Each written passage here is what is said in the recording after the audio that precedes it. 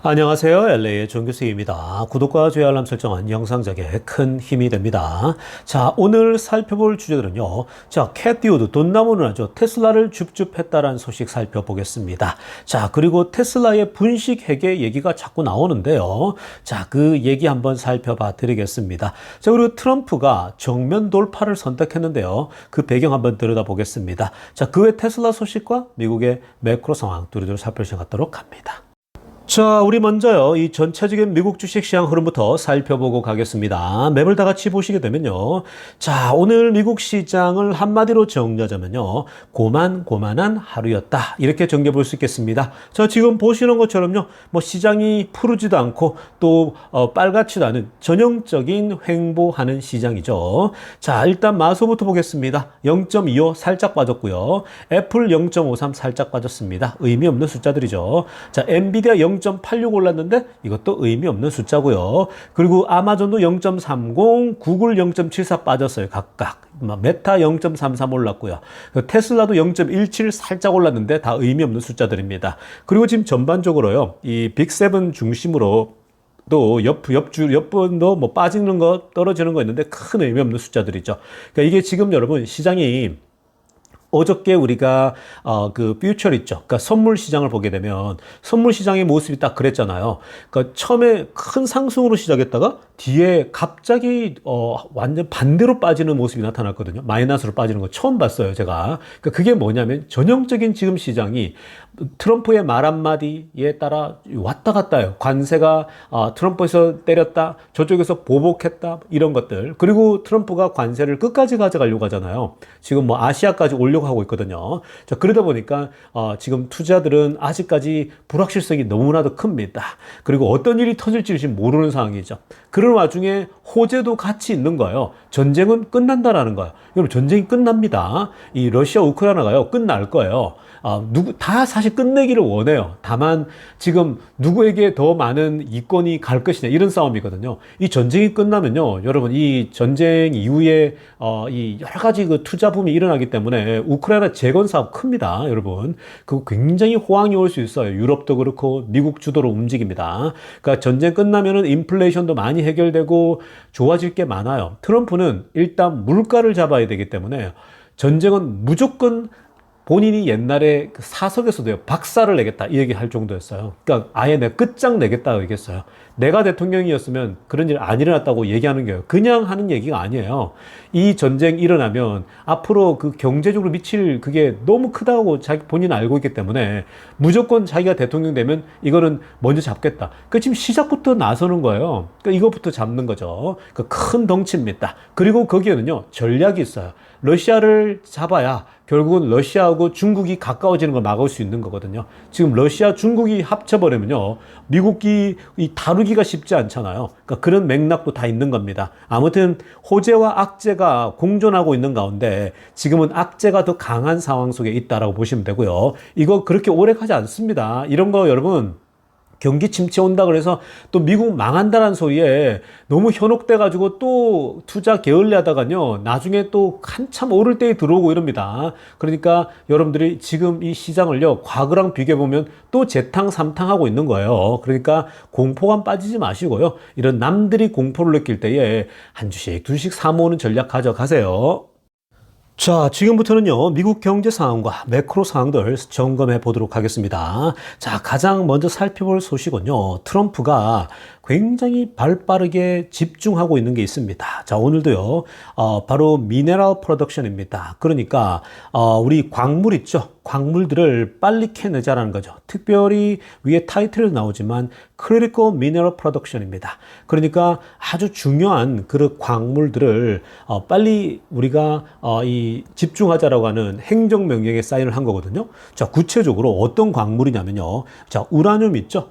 이 우라늄과 그 다음에 copper입니다. copper. 자, 그리고 골드, 뭐, 콜, 뭐, 이런, 이 포테시 이런 게 있는데, 자, 여러분, 여기 지금 중요한 게 뭐냐면요. 여러분, copper. 어저께 제가 copper 분석해 드렸죠. 어제 제가 2부 영상인가요?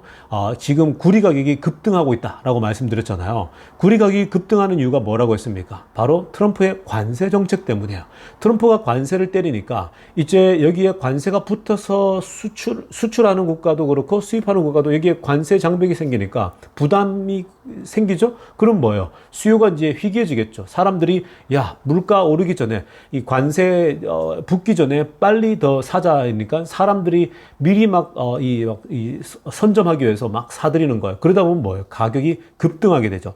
자, 이 카퍼 가격이 뛴다? 이건요, 자동차 회사들에게도 안 좋고, 뭐 많은 미국 이 회사 기업들에게도 다 카퍼가 들어간단 말이에요. 구리라는 게요. 그러니까 이 뭐 전기 전선에도 들어가죠. 안 들어가는 데가 없다고요. 그러니까 이런 것들이 가격을 부추길 수 있겠죠. 전반적으로 물가를 올리는 건데, 자, 어제 그 카퍼 가격이 오르니까 트럼프가요, 바로 그냥 이런 데 행정명령을 내리는 거예요. 뭐냐? 야, 그냥 중요한 광물은 빨리 생산해라는 거예요. 그게 뭐냐면 미국 안에서 production입니다. Increase production of critical mineral이거든요. 그러니까 중요한 광물들은 미국 안에 있으면 빨리 파내서 생산하라고 행정명령을 내린 거예요.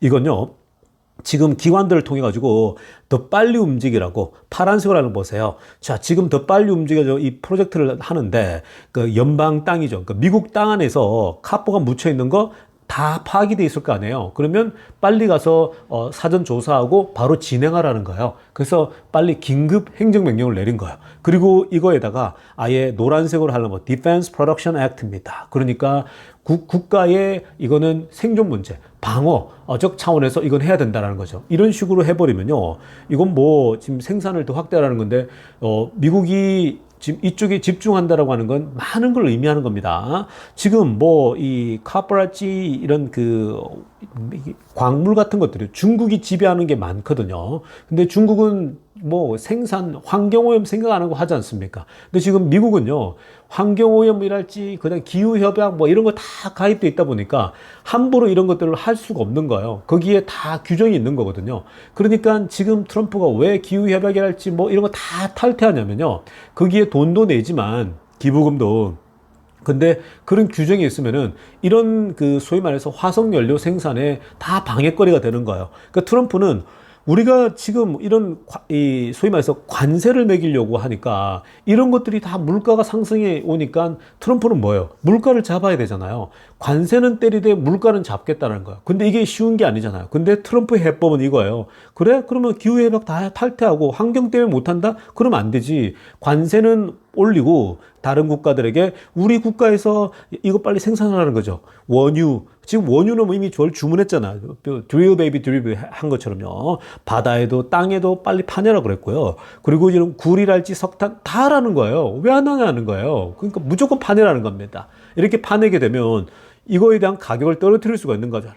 최소한 미국 안에서 생산하면 미국 안에서 유통하니까 미국 안에서 이런 이 카퍼랄지 이런 것들이 가격이 내려가니까 구리 가격이요. 그러니까 여러분 이거는 세계적으로도 내리겠지만 미국 내에서만큼은 적어도 물가를 잡을 수 있다라는 거예요. 그러니까 지금 트럼프의 전략은 이런 겁니다. 근데 이전 정부들은요, 그런 다 규정이 있다 보니까 국내에서 생산 안 하려고 하죠. 뭐 환경오염이랄지 이런 것 때문에. 근데 지금 이런 것들을 화석연료를 바로 파내라고 진행하고 있는 거예요. 그러니까 지금 트럼프의 양면 작전을 아시겠죠. 트럼프는 진심이에요. 지금 이거요.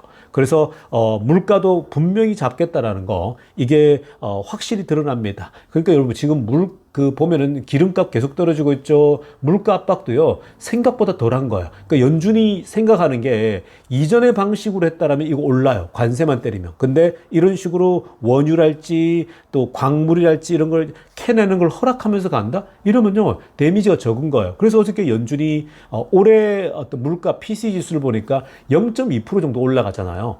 관세 때문에요. 그러니까 이게 전체가 복합적이니까 우리가 우려하는 것처럼 생각보다 막 물가가 심각하게 안 오를 수 있다라고 전망을 내린 거예요. 그러니까 이게 지금 그렇게 나쁜 상황은 아니다라는 걸 말씀드리는 겁니다.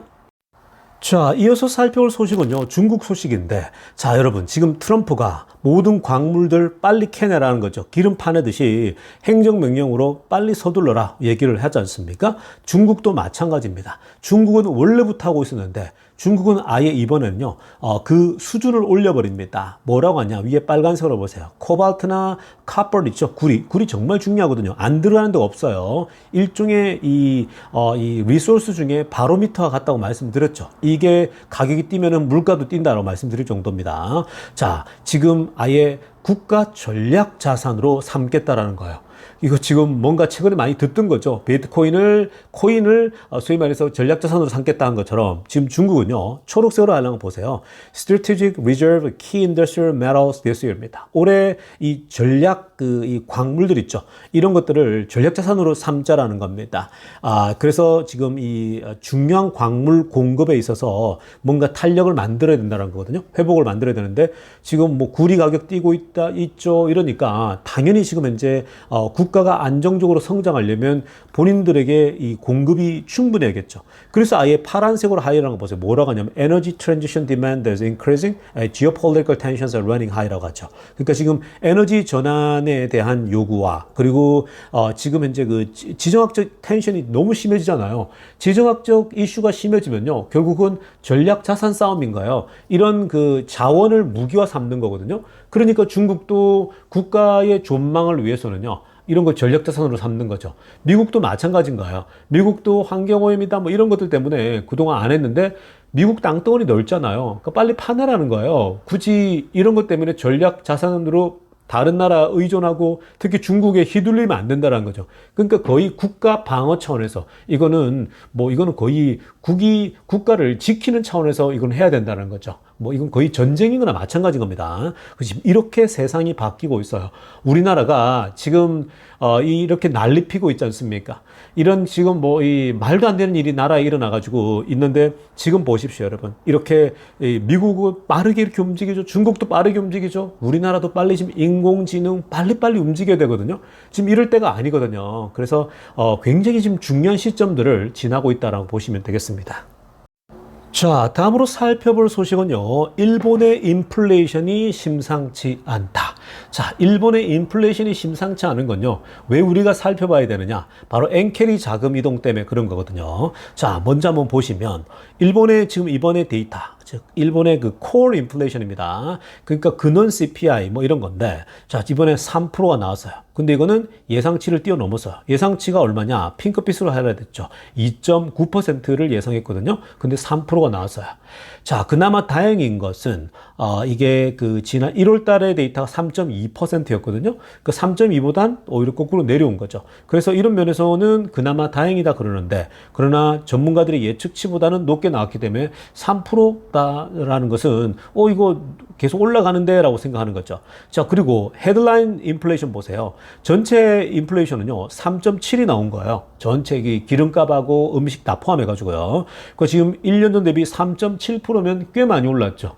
이 물가가요. 오히려 지금 미국보다 더 높게 올라오고 있는 거죠. 그리고 이게 지난달에는요 4%를 찍었어요. 물가가. 자, 일본이 물가가 안 오른다, 얼마나 안 오른다라고 얘기가 많았습니까? 거의 잃어버린 30년 디플레이션이라고 얘기했는데, 지금 일본이 지난달에 이 전체 헤드라인 CPI가 4%였는데, 이번에 지금 3.7이 나온 거거든요. 좀 내려오긴 내려왔죠. 그러나, 내려왔지만 3.7%다라는 거. 이거는, 높죠. 그러니까 뭐예요? 지금 3% 이상대에 머물고 있는 이것 때문에 일본에서 어떤 얘기가 나옵니까?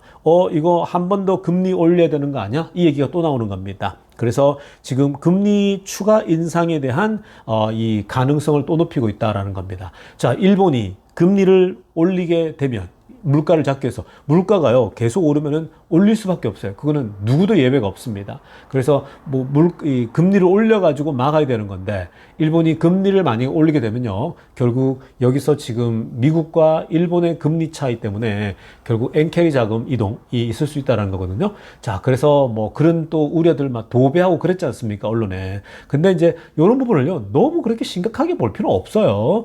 작년에도 그렇고 자꾸 엔캐리해서 거대한 자금이 빠져나간다 이랬다 공포 분위기만 조성했다가 사람들 주식 팔고 떠났는데 나중에 주가는 다 올라버리죠. 그러니까 지금 그런 걸 지나치게 공포감 가질 필요 없고요. 실제로 이미 일본이 일본 사람들이요, 부동산, 미국에 부동산 투자한 거, 또 주식 투자한 거 이런 거요, 생각보다 중간중간에 계속 많이 빠져나갔었어요. 왜냐하면, 일본의 엔화가 굉장히 낮았잖아요. 그러니까 일본 사람들 중에 일본 엔화가 낮고 일본 경제가 어려울 때 미국에 있는 자산들, 뭐 부동산이나 주식을 팔아가지고요, 이미 현금화하고 현금으로 갖고 있는 사람들이 굉장히 많아요. 왜냐면은 이 환율차가 나니까 일본에서 월등히 좋잖아요. 그러니까 그걸 가지고 여유롭게 또 노년을 보낼 수 있으니까 오랫동안 일본 사람들이 하와이에 투자 많이 했거든요. 그런 것들도 일본 사람들이 생각보다 많이 팔았어요. 일본, 하와이 같은 경우도 보면. 그러니까 그런 이제 손바뀜들이 있는데 이미 그런 것들이 알게 모르게 보이지 않게 계속 다 진행되고 있는 거라서 뭐 그 특별히 뭐 또 엔캐리다 해서 막 너무 공포감을 가질 필요는 없는 그런 분위기다라고 정리하고 가겠습니다. 자, 지금부터는요, 테슬라 소식 집중적으로 들여다보겠습니다. 자, 가장 먼저 살펴볼 소식은요, 오늘 돈나무는 하죠. 캣듀드가요, 테슬라 주식을 또 주워 담았다는 소식이 알려졌습니다. 자, 지금 ARKK죠. 이 소위 그 돈나무는의 시그니처 ETF인데, 자, 오늘 그 산 종목과 3월 20일이거든요. 오늘이 이제 그 미국 시간 3월 20일인데, 한국 3월 21일이고요. 자, 오늘자로 보니까 바이 한 게 6종목, 셀 한 게 아래쪽에 보시면 2종목입니다. 자, 먼저 판 걸 가지고 이 지금 이 소위 떨어진 주식을 산 건데, 자, 아래쪽에 빨간색으로 판 것들을 보면은 눈여겨 보이는 게 메타죠. 메타와 파스거든요. 자, 메타 같은 경우도 보면은 최근에 굉장히 많이 올랐잖아요. 그래서 그 메타를 좀 정리해가지고, 뭘 샀냐면은, 자, 눈에 보이는 게 일단 테슬라 샀어요. 제가 빨간색으로 별표 쳤죠. 그 테슬라인데, 테슬라를 어느 만큼 샀냐? 9,351주를 산 겁니다. 자, 뭐, 많은 주는 아니에요. 뭐 대략 한 1만 주 정도 산 건데, 자, 이거 뭐, 큰 양은 아니지만, 그럼에도 불구하고 의미가 있죠. 의미가 왜 있냐면, 보통 돈나무는요, 많이 빠졌을 때 이제 줍줍 한단 말이에요. 테슬라 주가가 한참 떨어지잖아요. 그러면은 쓸어 담아요. 그러니까 항상. 그러면 좀 지나고 나면 뭐 한 6개월, 한 1년, 1개월 뒤, 혹은 또 뭐 보름 뒤, 혹은 좀 더 길게 가면 뭐 6개월 뒤에 주가가 막 급등하죠. 그 지난번에도 돈나무나가 또 그 180대 떨어지고 160대 떨어질 때에 막 쓸어 담지 않았습니까? 그때 몇 해에 걸쳐 쓸어 담았는데 그게 결국은 6개월 지나고 8개월 지나니까 11월 달에 그때 미친 상승을 해버리죠. 그러니까 이 돈나무는요, 테슬라에 대한 믿음은 확고해요. 그리고 다른 건 몰라도 적어도 테슬라에 관한 돈나무나 역할이 최고의 공이 있죠. 그리고 그걸로 돈을 많이 벌었고요. 어쩌면 테슬라를 통해서 돈나무 누나는 돈을 더 제일 많이 벌었던 사람이 바로 이 돈나무 누나입니다. 자, 아무튼 이렇게 지금 이 캣듀드가요, 테슬라를 쓸어 담았다라는 신호는 양은 작아도 굉장히 좋은 신호고, 규모 자체도요, 0.04%니까 전체에 대비해서 아무것도 아닌 거죠. 그런데 지금 여러분, 여전히 이 테슬라는 넘버 1 포지션에 있습니다. 이 아크케에서 지금 10.15%예요. 여러분 기억나나요? 옛날에는 15%가고 막 그랬잖아. 15%까지 올라가니까 뭐예요? 줄이잖아요. 그때 16%까지 갔죠. 그러면서 뭐 한 1% 내외 정도를 팔아가지고 줄이고 그랬는데, 그때 근데 왜 그렇게 비중이 늘어났습니까? 그 왜 그러냐면요, 이게 이 보유하고 있던 주식 테슬라가 주가가 급등했잖아요. 2배 정도 뛰고 막 이래버리면 뭐 50% 뛰고 그러면은 당연히 15% 가고 이러죠. 전체 지분에서요. 그러니까 그래서 가만히 있는데 주가가 가지고 지분이 올라가는 거예요. 사이즈가 커져 버립니다. 그러면 뭐 어때요? 사이즈를 좀 줄여야 되잖아요. 너무 커지니까. 그게 워렌 버핏도 애플을 갖고 있었는데 처음에 들어갈 때는 뭐 한 25% 정도 생각하면서 갔겠죠. 전체 파이에서요. 근데 이게 애플이 너무 많이 올라가지고 다른 주식과 비교하더라도 너무너무 많이 올라서 전체 지분의 50%가 넘어버리는 거예요. 그래서 이 최근에 25% 정도 또 줄인 거죠. 팔아가지고 확보하고 있는 거죠. 그러니까 지금 그런 겁니다. 근데 지금 돈나무 누나가 산 가격대를 보면요, 대략 $230대에 산 겁니다. 그러니까 여러분 지금 230대면요 너무 괜찮은 거예요. 지금 현재. 왜냐면은 지금 뭐 350, $400 가는 건요 시간 문제예요. 제가 볼 때 이거는 시간 문제이기 때문에 지금이 좋은 기회인데, 자꾸 이제 어떤 분들은 뭐 $200 아래로 180달러, 170달러면 사겠다고 그러는데, 물론 뭐 그것도 여러분들 전략이니까 뭐 anytime 가능하죠. 누구든 뭐 자기 생각대로 하는 거니까. 근데 어찌됐건 지금 200불 때도요, 너무 싼 거예요. 지금 현재 미래를 본다면요. 그리고 테슬라가 만들어낼 이벤트들을 보면요. 로보택시 자율주행을 보면은 이건 뭐 너무 싸죠. 그러니까 돈 남으나도 지금은 더 사야 된다라고 판단하는 거거든요. 많이 떨어졌고요. 그리고 지금 요즘 주가 분위기가 횡보하고 있잖아요.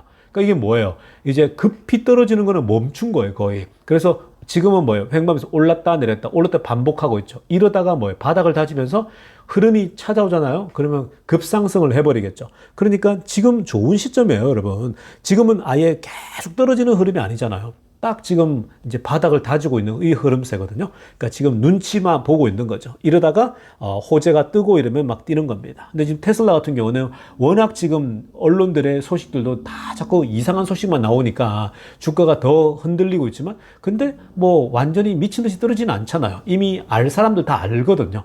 그러니까 이 돈나무 누나의 오늘 줍줍 소식은 아마 때가 되면 또 테슬라의 급상승 때가 온다라고 보시면 되겠습니다. 자, 다음으로 살펴볼 소식은요. 지금 이 테슬라의 이 분식 회계 뭐 이 얘기가 돌고 있는데요. 어제 2부 영상 올리고 나니까 막 댓글에 자꾸 그걸 질문하는 사람들이 많더라고요. 분식 회계. 자, 근데 그거 지금 분식 회계 관련된 이슈는 여러분 아직까지 뭐 테슬라 쪽에서 얘기를 해야 뭐 지금 현재 그것에 대해서 가타부타 우리가 뭐 어떻게 얘기할 수 있는 건데요. 아직 그 뭐 파이낸셜 타임즈에서 FT에서 갑자기 띄운 거잖아요. 근데 여러분 그런 소식 하나에 흔들릴 필요가 없습니다. 일단 기본적으로요. 왜냐하면 여러분 여러분들이 한국에 계신 분들은 가만히 보면 이 정보라는 게 자꾸 이제 한국 언론들이 카피해서 온 거를 이제 미국 걸 카피해서 온 거를 이제 전달한 걸 하잖아요. 그러면 여러분들은 한국에서 나오는 소식들이 도대체 이게 어떠한 의도를 가지고 기사를 썼는지 이런 게 파악이 안 되시는 것 같더라고요. 그래서 제가 가능하면 테슬라 관련된 소식은 국내 언론들 이야기는 안 듣는 게 좋다라고 제가 말씀드렸잖아요. 오히려 그냥 제 영상을 계속 보시면요. 미국 현지에서 그냥 가장 정확한 소식들 그리고 꾸준하게 매일매일 업데이트 해드리기 때문에 하나도 여러분들이 뭐 테슬라에서 혼란스러울 게 없어요. 근데 자꾸만 여러분들이 어제도 뭐 올리자마자 분식회계 어떻게 돼요? 물론 얼마나 궁금할까요? 뭐 그런 소식이 뜨니까 실제로 그랬나 그러는데, 근데 여러분들이 이렇게 경험이 없어 그런 거거든요. 자, 여러분 이 분식회계에 대한 비판은 자 파이낸셜 타임즈에서 벌써 싹 띄웠죠 하나. 근데 띄우고 나면 이제 또 자기 복제한다 그랬죠. 다른 회사들이 그걸 또 카피 떠가지고 또 나올 겁니다. 내일도 나오고요, 모레도 나오고요, 일주일 뒤에도 나와요. 그리고 나중에 늦게 2주 뒤쯤에도 또 나옵니다. 그러니까 게으른 기자들 있죠. 한참 게으른 기자들이 이거 뭐야 하면서 자기 언론에 또 쓰는 거예요. 그러니까 나중에 한번 봐보세요, 여러분. 그게 막 2주, 3주, 몇 주까지 갑니다. 그게 영향을 미쳐요. 나중에 한번 보세요. 오늘 제가 이거 설명하잖아요, 분식회계. 그러면 또 2주 뒤쯤에 누가 분식회계 어떻게 되냐 이런 소리 또 나올 거라고 보세요. 아니면 일주일 뒤쯤에요. 자, 여러분 일단 이 분식회계에 대해서는 여러분들이 과거에도요. 이렇게 테슬라 분식회계를 비판하고 의심했던 적이 몇 번 있었어요. 근데 가장 대표적인 게 두 번이 있었습니다. 그게 2018년도하고 20년도인데요. 자, 어떤 사람이 주도했느냐? 바로 이 데이빗 아인헌입니다. 데이빗 아인헌이요. 자, 아래쪽에 사진 보이죠? 자, 이 친구거든요. 제가 이 친구 별로 안 좋아해요. 근데 이 친구 옛날에 20년도하고 21년도에 제가 비판 굉장히 많이 했던 기억이 나거든요. 이 친구가 2020년도에도 테슬라가 분식회계가 의심된다라고 언론에다 싹 퍼뜨립니다. 언론 플레이 하거든요. 2018년도에도 마찬가지였어요. 두 번에 걸쳐서 합니다. 2018년도에 나오니까요. 안 그래도 회사가 휘청휘청하고 있었는데 그때 테슬라 어려울 때잖아요. 근데 이 공매도들이 이 데이비드 아이너는요. 테슬라 공매도로 유명한 놈이에요. 그러니까 놈이라서 죄송합니다. 근데 이 친구가 머스크를 거의 어떤 뭐 파산 직전까지 몰고 갈 정도로 끌고 가는 그런 거죠. 물론 이 한 친구 때문에 그런 건 아니지만 전반적으로 막 몰고 가는 그런 분위기거든요. 근데 이 공매도들이 제가 언론 플레이 한다 그랬잖아요. 근데 여러분들은 언론 플레이하면 우리도 언론 플레이하면 안 되냐 이러는데 자, 그런 순진한 생각이고요. 그냥 이건 보편적이에요, 여러분. 이런 언론 플레이 한다는 게 뭐 조작 기사를 쓰는 게 아니고요. 그냥 이런 거 의심이 된다. 요런 기사를 터뜨린다고. 그거는 누구도 여러분 뭐 욕할 수 있는 게 아니에요. 근데 의도적으로 막 그런 걸 써낸다고요. 근데 그런 걸 써내는 친구들이 누구냐? 바로 공매도 친구들이에요. 근데 그게 과거에도 너무 많았기 때문에 이 데이비드 아이언은요, 본인이 그린라이트 캐피털 펀드 파운더거든요. 자, 이제 자신의 이제 펀드 매니저이니까 헤지 펀드니까 운영하면서 당연히 이런 걸 보면서 테슬라 망한다, 망한다 이렇게 얘기하는데 어떻게 망하게 하느냐? 진짜 괜찮은데도 불구하고 망하게 만들려면요, 이런 분식회계, 뭐 회계 부정 이런 얘기를 싹 터뜨리는 거예요. 그러면서 이 부분 의심돼. 만약에 이건요, 코에 걸면 코걸이, 귀에 걸면 귀걸이가 될 경우도 있어요. 이거를 어떻게 보느냐에 따라서 이거는 분식회계야 이렇게 얘기할 수 있는 거거든요. 그러려면 또 법정 공방 가고 또 테슬라 쪽에서 설명하고 해야 되는 거예요. SEC에도 설명도 하고 구체도 설명해야겠죠. 그 지난 4분기 실적 발표에 대해서 또 이번에 FT가 그 파이낸셜 타임즈가 얘기한 거거든요. 분식회계라 그랬는데 똑같아요. 이때도 2018년도도 그렇고 2020년도에도 이 데이비드 아이언이 두 번 다 이 친구가 공매도를 계속 찾고 치고 있었거든요. 근데 테슬라의 뭐 3분기 실적 발표 또 뭐 몇 분기 실적 발표에 의심되는 부분이 있다. 이거 분식회계 아니냐라는 거거든요. 여러분 분식회계가 뭡니까? 일종의 뭐냐면요. 우리가 그 수익과 비용이 있는데 그걸 뭐 비용 많이 쓴 거를 가리고 수익을 극대화 좀 뭐 크게 보이게 해서 회사 회계가 괜찮아 보이게끔 만들려고 하는 그런 걸 이제 소위 말해서 이제 이 사람이 그때도 제목을 뭐라고 갖다 붙이면서 언론에다가 얘기했냐면요. significant fraud라고 얘기했습니다. 여러분 뭡니까? 심각한 사기다. 테슬라는 심각한 회계적인 이 보고서가 사기 아니냐 이러면서 말을 퍼뜨린 거예요. 그러면서 그걸 또 퍼다 나르니까 테슬라가 경제적으로 어려울 때니까 얼마나 어려울 때입니까? 2018년도가. 2020년도도 마찬가지예요. 주가는 크게 올랐지만 여전히 50만 대가 채 안 되는 20년도에 49만 대가 팔았잖아요. 그러면 아직까지 사실은 이제 햇병아리거든요. 근데 주가는 미친 상승을 해버리거든요. 그러니까 지금 그런 분위기예요. 그렇게 그 당시에도 테슬라가 위태위태할 때 막 이제 크게 도약하려고 하니까 막 그때 안 좋은 소식 나올 때에 같이 터뜨리는 거죠. 근데 이 공매도들은 전략적인 거죠. 딱 터뜨리면 어때요? 이 분식에게 이런 얘기가 의심만 나오더라도 주가가 떨어지겠죠. 그럼 뭐예요? 이 친구들은 공매도를 쳐놨잖아요. 하락에 베팅했으니까 수익을 챙겨가는 거예요. 그러니까 이게 이런 일이 일어나는 곳이라고요. 주식시장이라는 건요. 그러니까 합법적으로 하는 거라고요. 그런 것들이. 자, 그래서 2018년도 했다가 2020년도 했는데 오늘 이 기사는 이게 2018년, 19년도, 20년도 요 기사거든요. 이때 테슬라가 어닝이 잘 나왔어요. 그래가지고 그때 어닝이 잘 나오니까 이 데이비드 아이언이요. 완전 그때 테슬라 공매도 친게 수익 그다음에 벌어놓던 거 다 까먹게 됩니다. 그러면서 고객 돈들을 까먹고 나중에는요 어마어마한 손실을 입게 돼요. 그러면서 머스크가 지금 이제 조롱하고 있는 거예요. 야, 너 우리 공매도 쳐가지고 우리를 죽이려고 했는데 너 정말 꼴 좋다. 이 식으로 이렇게 얘기하고 있는 거예요. 그러니까 야, 너 역시 테슬라가 급등해가지고 너 많이 돈 잃었지? 라면서 머스크가 뒤로 이렇게 조롱해주고 있는 거거든요. 왜냐하면 이 데이비드 아이언이 머스크랑 테슬라에서 멀쩡한 회사에 대해서 계속 공격을 했기 때문에 그런 거거든요. 그 공매도 치는 친구들이 그런 식으로 기사를 자꾸 써내는 거예요. 회계 부정이다, 회계 부정이다. 근데 이번에도 다 비슷한 거예요. 일단 뭐 여러분 맥락을 한번 보세요. 지금 흐름이요. 안 좋은 소식이 막 몰려 나오죠. 그러면 지금 어떻게 해서 공매도들은요. 이때 한 방을 더 매기고 싶은 거예요. 한 방에서 큰 돈 벌고 싶은 거죠. 그러니까 회계 부정 얘기 탁 터뜨리니까 벌써 여러분들 벌써 낚시에 걸리지 않습니까? 뭐 아직 테슬라가 어떻게 당장 얘기를 합니까? 테슬라도 뭔 소리야? 이러면서 테슬라는 지금 자동차 만들기도 바쁜데 자율주행 개발하기 바쁜데 이런 얘기 나오면 뭘 바로바로 반응하겠습니까? 그냥 시간을 두고 뭐 이런데 미리미리 반응하잖아요. 바로 반응하면 이들이 더 우습게 보는 거예요. 그러니까 그냥 무시하는 듯 하면서 지나가는 거예요. 그러니까 여러분들 이렇게 막 경거망동할 필요가 없어요. 그냥 지금은요. 안 좋은 소식들이 계속 흘러나올 때 여기다가 또 때리는 거예요. 그러면 뭐예요? 주가가 곤두박질 칠 수 있잖아요. 근데 주가가 전혀 문제가 없어요. 뭐 그동안 많이 빠졌기 때문에 그런가. 오히려 뭐요? 돈나무는 이때 더 사버리는 거죠. 그러니까 여러분들이 항상 지금 안 좋은 소식 막 나와서 주가를 떨어뜨릴 때는요. 제가 왜 기회라고 하냐면 이게 과거에 계속 그랬다는 거예요. 2018년도, 20년도, 22년도 계속 그래요. 최근에도 그랬고요. 그러니까 여러분들이 이 또 회계 부정 뭐 이런 것들은요. 이거는 뭐 또 이 나중에 다 자연스럽게 나올 겁니다. 여러분 왜 테슬라가 뭐 공식적인 발표 안 했지만 이거가 조작할 이유가 뭐가 있어요? 테슬라가 현금 흐름이 좋은데 돈 잘 벌고 있는데 그걸 뭐하러 그걸 여러분 조작하겠어요? 2018년도 가난할 때나 그럴 수가 있겠지만 지금은 테슬라가 그럴 이유가 없어요. 아니 돈 잘 벌고 있는 회사인데 뭐하러 그런 걸 굳이 그런 회사에 위기를 줄 만한 걸 왜 하겠습니까? 그러니까 지금 이런 얘기가 나오는 게 머스크가 싫은 사람들이 이런 걸 띄우는 거예요. 머스크가 도지를 통해서 막 지원금 자르고 이러니까 일부러 공격하는 거라고요. 그러니까 그런 상황들을 좀 파악하셔야 됩니다, 여러분.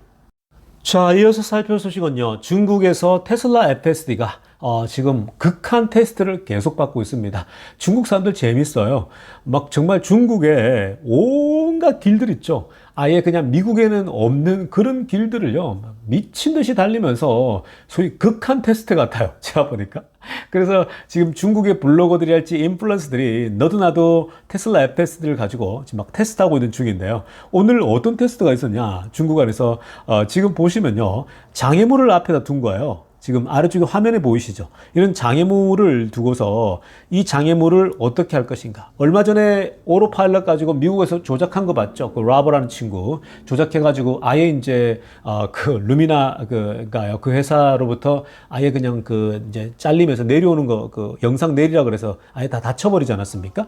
그런 것처럼요. 지금 중국에도 옛날에는 조작하고 그랬는데 지금 조작을 할 수가 없어요. 다 드러나니까. 그러니까 지금 이번에는 FSD 가지고 테스트를 한 거예요.